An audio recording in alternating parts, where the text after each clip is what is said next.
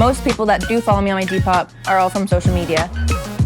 I create content on Instagram and I create content on TikTok. My name is Charlotte. My Depop is Charlotte Chiasson. We're here in New York and we are shooting content for social media and my Depop shop. I had one really viral video once in 2021 and my phone was absolutely blowing up. I used to do style bundles. People would send me inspiration and I generated a bundle for them. I had 8 million views or something. So that could really put my Depop on the map. In that caption, I would say, go to the link in my bio, and then that my Depop shop link there. Because of that, everyone kind of went over to my Depop for my TikTok and then bought stuff. And they followed me as well. So they still see all the stuff I'm posting.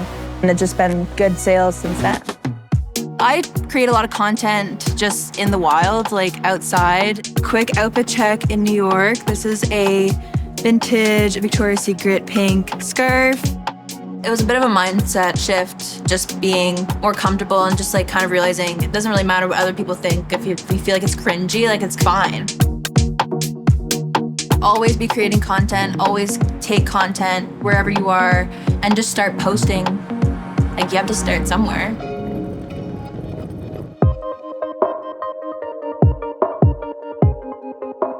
So I'm Charles.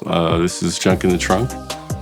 I relate for people who are a little intimidated by social media and Depop, but I think it's really important to let people know that you're still out there and that you still have the things that they like.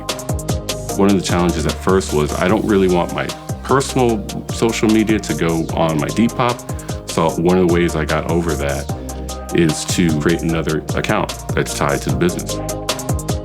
The way I create social media is a lot like the listing process. So I'll make sure I get pictures of something with the right lighting. I try to make it relatable. I try to make it informative.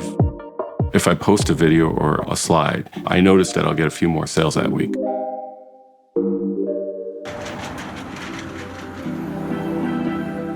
Hey, I'm Danielle. I run Remas. We're a Depop shop that I've been selling for about 5 years on the platform, and we're in my pop-up shop today in Brick Lane.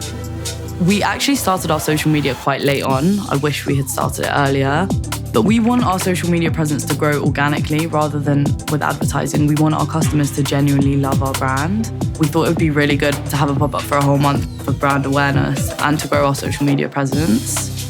Obviously really important to get all the branding everywhere you can. We've got our famous claw machine, which you can win free clothes at. This is great for social media marketing. They'll scan the QR code and follow us on Instagram to play and win free clothes. Now they remember the brand, they can then come to our Depop and then they can maybe tag us on Instagram, keep up to date, maybe come use the claw machine again. It's an experience in real life rather than just shopping. This is a little photo booth. It's great for branding, social media. People come away with loads of pictures of themselves with our Remas branding. As you grow, people need to be able to relate to you still. We still have trial and error and we share that with our audience. Mia, our social media manager, has been with us for 3 years. She posts on our TikTok 3 times a day, Instagram once a day, and YouTube Shorts 3 times a day. We know our audience now, so we really get on with them and we will put out a little question box every month asking what kind of trends they want to see, what kind of items they're looking for. They're part of our journey, they're part of my team.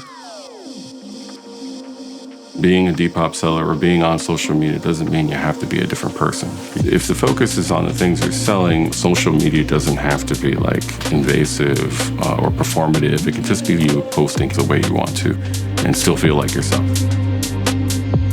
If you start posting, don't stop posting. Because you won't see results at first, but then if you keep posting, staying consistent, you'll build an audience and it can be good.